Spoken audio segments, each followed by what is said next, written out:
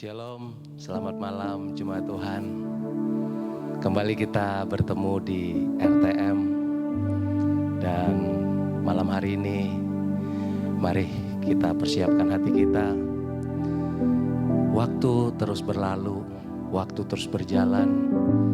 Kita sudah memasuki di bulan Februari tahun 2021. Tidak terasa, kayaknya baru kemarin kita masuk tahun baru ya Bapak Ibu Saudara.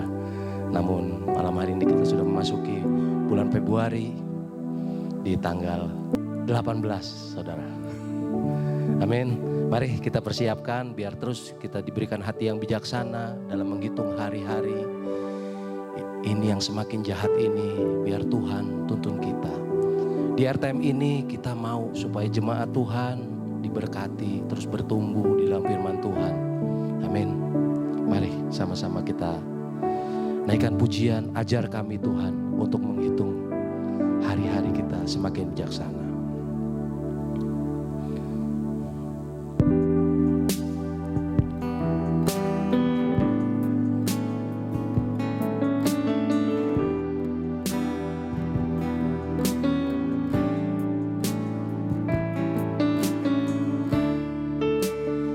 Katakan sama-sama.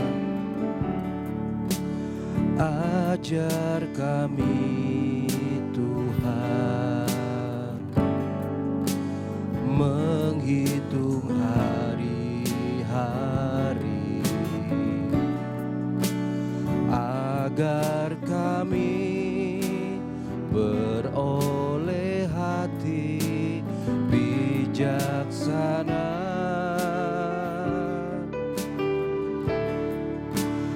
Ajar kami Bapa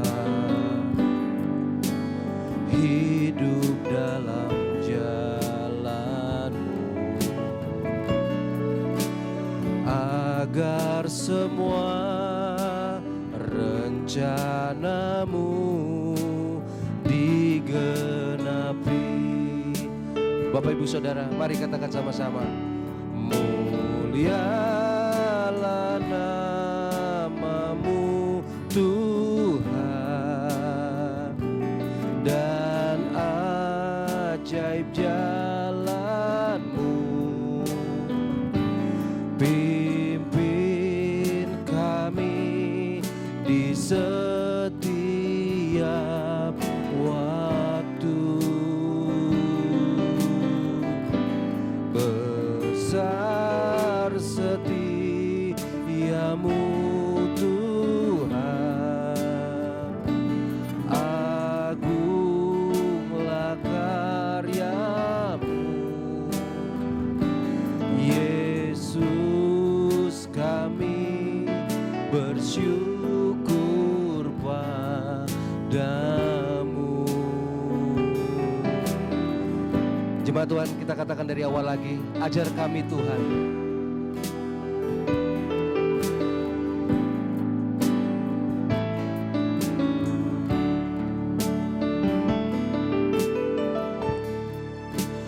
Ajar kami Tuhan menghitung hari-hari agar kami beroleh hati bijaksana.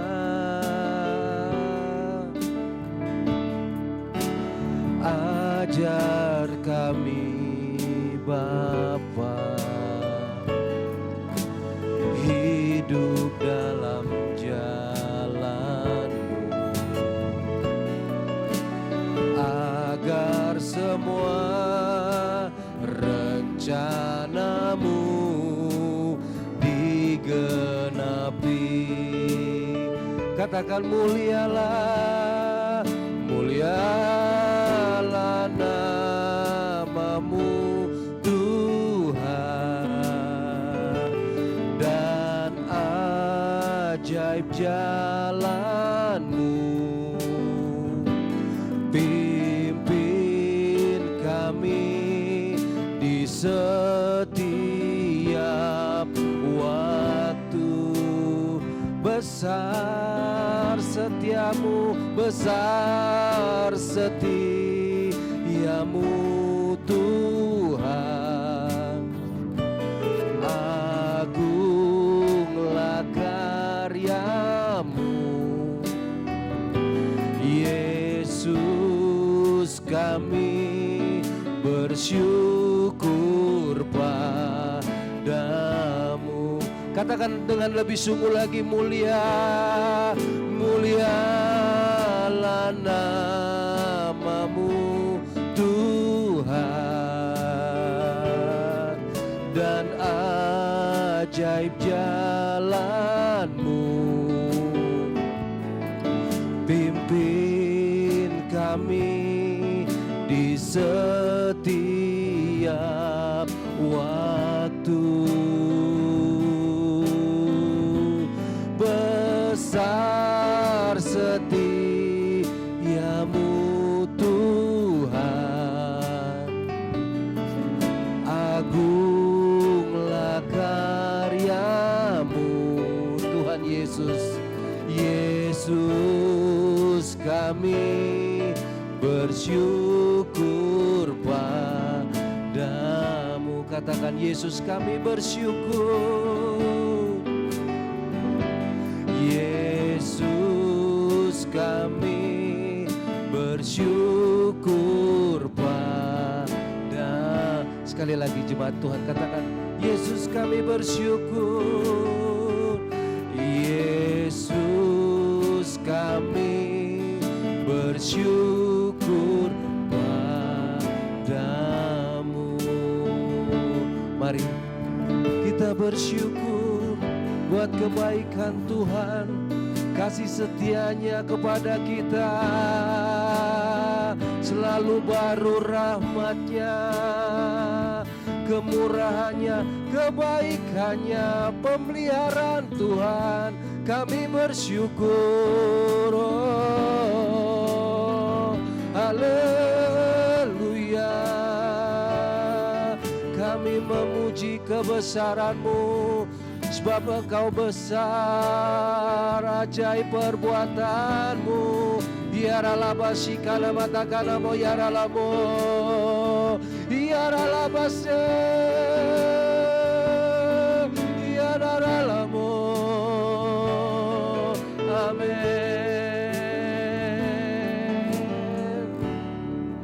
Mulialah namamu Tuhan, dan ajaib jalan-Mu.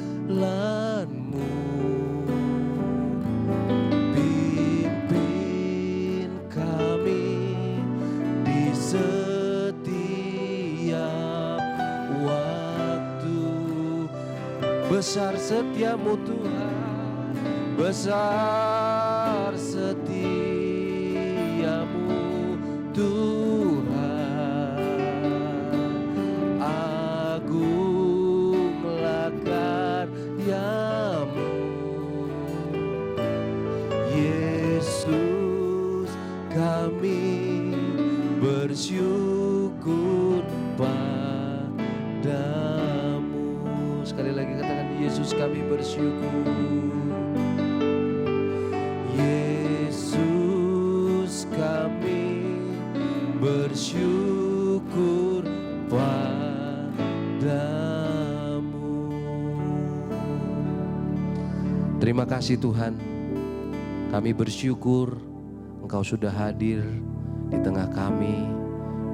Jemaat yang ada di rumah juga Engkau melawat malam hari ini. Kami yang ada di sini juga Tuhan, sudah Tuhan lawat.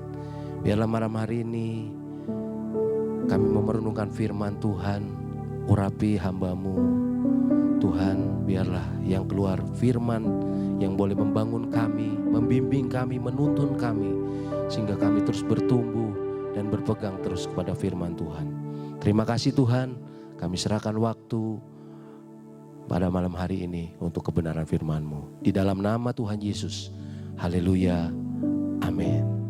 Shalom, puji Tuhan ya, kita bisa bertemu lagi dalam RTM minggu ini. Kalau kita boleh sehat, kita boleh masih diberi kesempatan untuk hidup seperti lagu tadi, kita minta supaya Tuhan mengajarkan kita untuk menghitung hari-hari kita, sisa hidup kita. Tema yang diberikan kepada saya adalah menghargai waktu. Ya, sebelum kita masuk dalam firman seperti biasa, apa sih definisi waktu? Ya, waktu menurut Kamus Besar Bahasa Indonesia adalah seluruh rangkaian saat kita proses, perbuatan atau keadaan berada atau berlangsung. Definisi lain, lama atau saat yang tertentu untuk melakukan sesuatu. Yang lain lagi, kesempatan, tempo, atau peluang. Masih banyak lagi definisi yang lain, tapi saya ambil ini saja karena ini sesuai dengan tema yang diberikan kepada saya. Saya minta bantuan Pak Budi untuk membacakan ayat firman kita di Pengkhotbah 3 ayat 1 sampai 15. Pengkhotbah 3 ayat 1 sampai 15. Untuk segala sesuatu ada waktunya. Untuk segala sesuatu ada masanya. Untuk apapun di bawah langit ada waktunya. Ada waktu untuk lahir, ada waktu untuk meninggal. Ada waktu untuk menanam, ada waktu untuk mencabut yang ditanam. Ada waktu untuk membunuh, ada waktu untuk menyembuhkan. Ada waktu untuk merombak, ada waktu untuk membangun. Ada waktu untuk menangis, ada waktu untuk tertawa. Ada waktu untuk meratap, ada waktu untuk menari. Ada waktu untuk membuang batu, ada waktu untuk mengumpulkan batu. Ada waktu untuk memeluk, ada waktu untuk menahan diri dari memeluk. Ada waktu untuk mencari, ada waktu untuk membiarkan rugi. Ada waktu untuk mencari, ada waktu untuk membiarkan rugi. Ada waktu untuk menyimpan, ada waktu untuk membuang. Ada waktu untuk merobek, ada waktu untuk menjahit. Ada waktu untuk berdiam diri, ada waktu untuk berbicara. Ada waktu untuk mengasihi, ada waktu untuk membenci. Ada waktu untuk perang, ada waktu untuk damai. Apakah untung pekerja dari yang dikerjakannya dengan berjerih payah? Aku telah melihat pekerjaan yang diberikan Allah kepada anak-anak manusia untuk melelahkan dirinya. Ia membuat segala sesuatu indah pada waktunya. Bahkan ia memberikan kekekalan dalam hati mereka. Tetapi manusia tidak dapat menyelami pekerjaan yang dilakukan Allah dari awal sampai akhir. Aku tahu bahwa untuk mereka tak ada yang lebih baik daripada bersuka-suka dan menikmati kesenangan dalam hidup mereka. Dan bahwa setiap orang dapat makan, minum, dan menikmati kesenangan dalam segala jerih payahnya. Itu juga adalah pemberian Allah. Aku tahu bahwa segala sesuatu yang dilakukan Allah akan tetap ada untuk selamanya. Itu tak dapat ditambah dan tak dapat dikurangi. Allah berbuat demikian supaya manusia takut akan Dia. Yang sekarang ada, dulu sudah ada, dan yang akan ada sudah lama ada, dan Allah mencari yang sudah lalu. Amin. Terima kasih. Tadi dikatakan di situ dalam perikop awal adalah segala sesuatu ada waktunya. Di dalam Pengkhotbah 3 ini, kalau kita perhatikan semua dari ayat 1 sampai ayat 8, itu ada tercakup yang pertama kegiatan atau aktivitas manusia. Ya, tadi dikatakan di situ apa?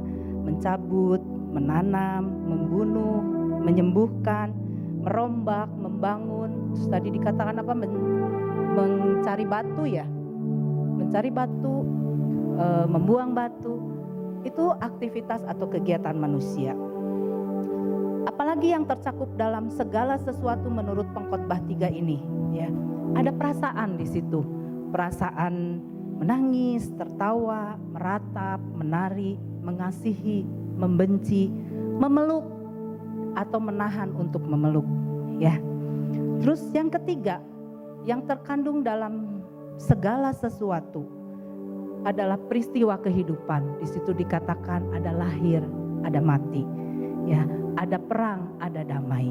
Dari ketiga hal kalau kita lihat yang tercakup dalam arti segala sesuatu menurut Pengkhotbah 3, Artinya apa? Ini semua menunjukkan bahwa seluruh kehidupan kita, seluruh keberadaan kita, termasuk di dalamnya apa yang kita lakukan, perasaan yang kita rasakan, maupun kehidupan, peristiwa kehidupan yang terjadi dalam kehidupan kita. Semua itu sudah diatur oleh Tuhan. Sudah diatur sedemikian rupa, terpola. Bahkan kalau kita tahu ya, Tuhan sudah merancangkan kehidupan bagi kita pribadi lepas pribadi ya. Lalu sekarang bagaimana kita bisa memaksimalkan waktu yang Tuhan beri bagi kita? Di dalam Pengkhotbah 3 ini mengajarkan ada tiga hal lagi nih yang harus kita perhatikan, yang harus kita sadari bagaimana kita bisa memaksimalkan waktu yang Tuhan beri. Yang pertama, waktu itu ada batasnya. Setiap orang, baik dia mau percaya kepada Tuhan maupun yang tidak percaya, kita mempunyai batas waktu ya. Satu hari kita punya 24 jam. Satu tahun kita punya 365 hari. Gak ada yang berbeda ya. Semua sama. Satu hari kita melalui selalu 24 jam ya. Kita gak bisa memutar waktu untuk kembali ke masa lalu, ke masa kita, misalkan kita lagi senang, atau bahkan kita lagi susah, atau bahkan misalkan kita kepengen kembali ke masa di mana kita berbuat salah untuk bisa memperbaiki kesalahan itu.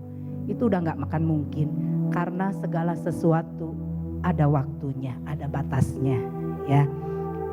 Di sini firman Tuhan mengingatkan segala sesuatu itu ada batasnya, ada masanya, ada kurun waktunya. Dengan kata lain, ada awal, ada akhir ya. Jika kita melewatkan waktu yang Tuhan kasih buat kita untuk sesuatu yang sia-sia, kita menyia-nyiakan waktu yang Tuhan beri, maka sialah kesempatan yang Tuhan kasih buat kita. Kita sudah kehilangan satu kesempatan yang belum tentu Tuhan akan kasih kesempatan yang kedua ya. Oleh sebab itu kita harus hidup menghargai waktu dengan melakukan hal-hal yang produktif, bahkan hal-hal yang berguna ya.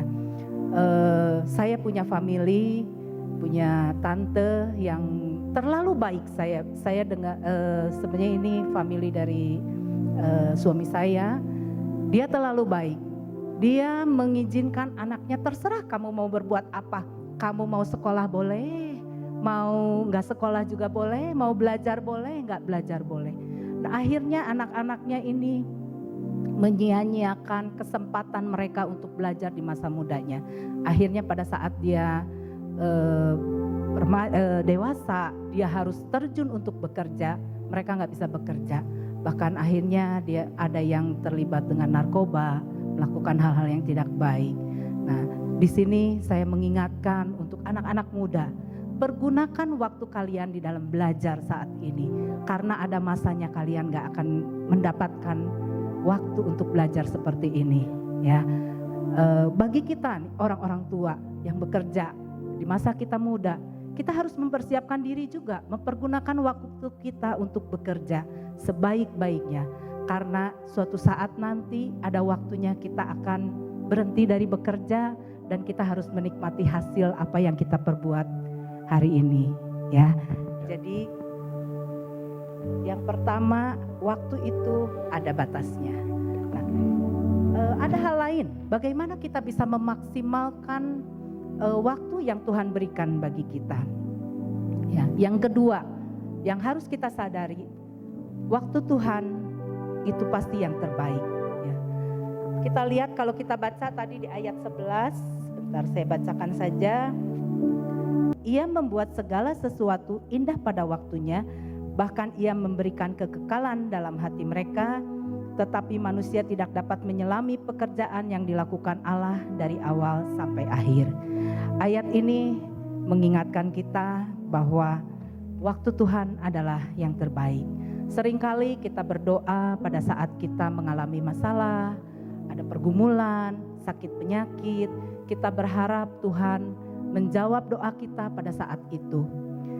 Tanpa sadar kita sudah berbuat mengatur Tuhan ya. mengatur Tuhan untuk melakukan sesuatu sesuai dengan apa yang kita mau.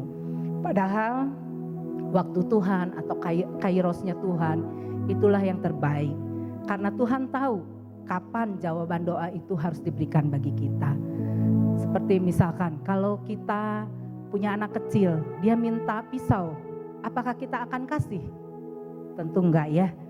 Kita akan kasih sampai pada saatnya waktu dia mengerti apa fungsi dari pisau. Waktu dia mengerti bagaimana cara menggunakan pisau. Waktu dia mengerti apa bahayanya pisau itu. Kita pasti kasih dia. Setelah mereka tahu, mengerti, baru kita kasih. Begitu juga dengan Tuhan kita. Pada Tuhan gak mau waktu dia memberikan jawaban doa, kita jadi jatuh dalam dosa. Kita jadi berbuat tidak baik karena jawaban doa yang begitu gampang diberikan. Ya. Oleh karena itu, kalau kita sedang menanti-nantikan jawaban doa, yang perlu kita tindakan, yang perlu kita lakukan adalah kita sabar, kita setia, kita taat, dan kita percaya bahwa Tuhan pasti menjawab doa kita. Kita harus mempersiapkan kapasitas kita untuk menerima jawaban doa. Seperti anak tadi, kalau dia sudah mengerti tentang pisau itu, baru kita kasih. Tuhan juga sama. Kalau kita sudah mengerti jawaban doa apa yang kita inginkan dan kita mempersiapkan kapasitas kita, Tuhan pasti berikan jawaban doa itu. Karena waktu Tuhan itu gak pernah terlambat. Waktu Tuhan itu pasti yang terbaik, ya. Yang ketiga, untuk kita bisa memaksimalkan waktu yang diberikan Tuhan kepada kita. Waktu adalah pemberian daripada Allah, ya. Waktu pemberian dari Allah. Kalau kita lihat di ayat 13, 14 dan 15. Di situ dikatakan, dan bahwa setiap orang dapat makan minum menikmati kesenangan dalam segala jerih payahnya, itu juga adalah pemberian Allah. Aku tahu bahwa segala sesuatu yang dilakukan Allah akan tetap ada untuk selama-lamanya. Itu tidak dapat ditambah, tidak dapat dikurangi. Allah berbuat demikian supaya manusia takut akan Dia. Yang sekarang ada, dulu sudah ada. Dan yang akan ada, sudah lama ada. Dan Allah mencari yang sudah lalu. Dalam ayat ini kita belajar dari Raja Salomo, ya. Bagaimana dia menyikapi masa hidupnya dengan bijak. Kalau kita perhatikan di ayat tadi, orang bijak menurut Raja Salomo adalah orang yang mempercayai bahwa rancangan Tuhan adalah kehendaknya yang terbaik. Meskipun kita harus menghadapi susah, senang, sedih, bahagia, atau bahkan terpuruk sekalipun, kita harus sewajarnya, kita harus bersyukur dan menyadari bahwa Tuhan sudah merancangkan hidup kita. Bahkan Dia merancangkan sejak kita dalam kandungan, ya. Saya bacakan tambahan ayat Mazmur 139 ayat 13 dan 16. Saya langsung aja ya Pak Budi, ya. Sebab Engkaulah yang membentuk buah pinggangku, menenun aku dalam kandungan ibuku. Ayat 16, matamu melihat selagi aku bakal anak, dan dalam kitabmu semuanya tertulis hari-hari yang akan dibentuk sebelum ada satupun daripadanya. Dahsyat ya Tuhan kita, ya. Dia menenun kita di dalam kandungan ibu, ya. Bahkan kalau di sini dikatakan matanya melihat kita lagi kita belum jadi anak, masih janin, masih bakal anak, dan Dia menuliskan rancangan apa yang harus terjadi dalam kehidupan kita. Bagaimana master plan-nya kehidupan kita, Dia tuliskan, ya, sebelum kita jadi anak. Luar biasa, ya. Lalu sekarang Tuhan sudah merancangkan rancangan bagi kita, apa yang Dia desain untuk kehidupan kita. Nah, ya, sekarang kita minta Pak Budi Yeremia 29 ayat 11. Yeremia 29 ayat 11. Sebab aku ini mengetahui rancangan-rancangan apa yang ada padaku mengenai kamu. Demikianlah firman Tuhan, yaitu rancangan damai sejahtera, dan bukan rancangan kecelakaan, untuk memberikan kepadamu hari depan yang penuh harapan. Terima kasih. Nah, rancangan-rancangan yang Tuhan berikan bagi kita adalah rancangan damai sejahtera, bukan rancangan kecelakaan. Bahkan Tuhan menjanjikan Dia akan memberikan kepadamu hari depan yang penuh harapan. Dari ayat-ayat tadi, kalau kita bisa lihat bahwa kehidupan kita itu berisikan kehendak daripada Allah. Kehidupan kita berisikan penyertaan atau pemeliharaan Allah kepada kita, ya. Jadi kalau kita menyadari bahwa hidup kita semua sudah dirancangkan oleh Tuhan, buat apa kita takut lagi, ya. Pada saat kita bergantung kepada Tuhan, kita menyadari bahwa hidup kita adalah sesuai dengan rancangan daripada Tuhan. Berarti kita harus dengan sepenuhnya menggantungkan kehidupan kita kepada Tuhan, ya. Nanti di lain kesempatan kalau ada waktu, kita sama-sama belajar bagaimana Tuhan merancangkan kehidupan bagi kita, apa sikap kita di dalam kita melakukan hidup sesuai dengan rancangan yang Tuhan berikan bagi kita masing-masing, ya.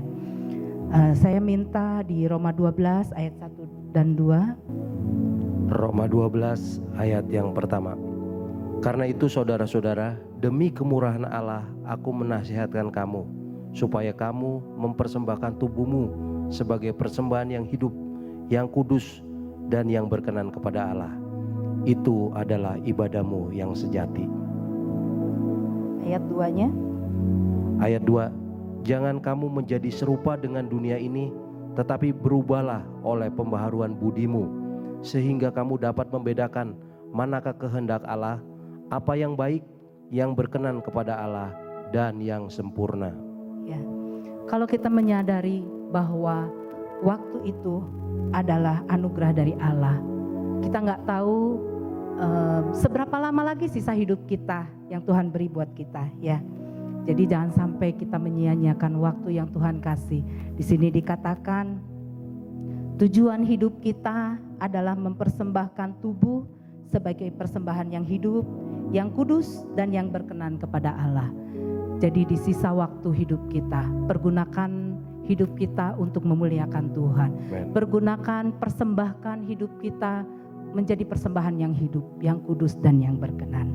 Ya, itulah tujuan hidup kita. Firman Tuhan saya nggak panjangkan. Saya hanya berharap bahwa untuk saat ini kita pergunakan sisa waktu hidup kita untuk memuliakan Allah. Karena di masa-masa pandemi ini, kalau kita dengar, saya hampir berapa lama sekali kita baru ketemu, baru ngobrol, tahu-tahu kita dengar kabar, aduh si A meninggal, si B meninggal. Oleh karena itu kita harus syukuri kalau kita bisa hidup hari ini, kalau kita masih bisa bernafas, kita masih sehat, apalagi yang kita mesti bersungut-sungut. Ya, nggak ada istilahnya, tidak ada alasan untuk kita bersungut-sungut kepada Tuhan. Karena hidup itu betul-betul berharga. Amen. Ya, pada saat kita bisa bernafas aja itu sungguh luar biasa. Kalau kita dengar kesaksian dari teman-teman yang kena COVID, untuk bernafas aja dia susah, berat, sesak napas. Tapi kalau kita bisa bangun tidur, kita bisa bernafas, kita harus bersyukur. Tuhan kita sungguh luar biasa. Ya, oleh karena itu, mari kita sama-sama pergunakan sisa waktu hidup kita untuk memuliakan Tuhan. Jadikan kita berdampak bagi sekitar kita. Jadikan kita Injil yang terbuka bagi mereka. Ya, puji Tuhan. Saya minta untuk menyanyikan sebuah lagu, Pak Budi. Silakan.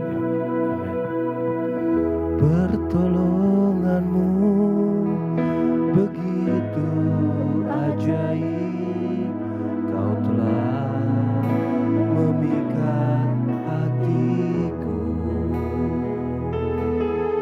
di saat aku tak sanggup lagi. Di situ kuasamu bekerja. Pertolongan-Mu begitu ajaib, Kau telah memikat hatiku. Biarlah mata kita tertuju hanya kepada Tuhan. Kini mataku tertuju padamu, ku rasakan kasih-Mu Tuhan. Sekali lagi kita katakan, pertolongan-Mu, pertolongan-Mu begitu ajaib, Kau telah memikat hatiku. Di saat aku tak sanggup lagi, di situ tangan-Mu bekerja. Pertolongan-Mu begitu ajaib, Kau telah memikat hatiku. Kini mataku tertuju padamu, ku rasakan kasih-Mu Tuhan. Kini mataku tertuju padamu, ku rasakan kasih-Mu Tuhan.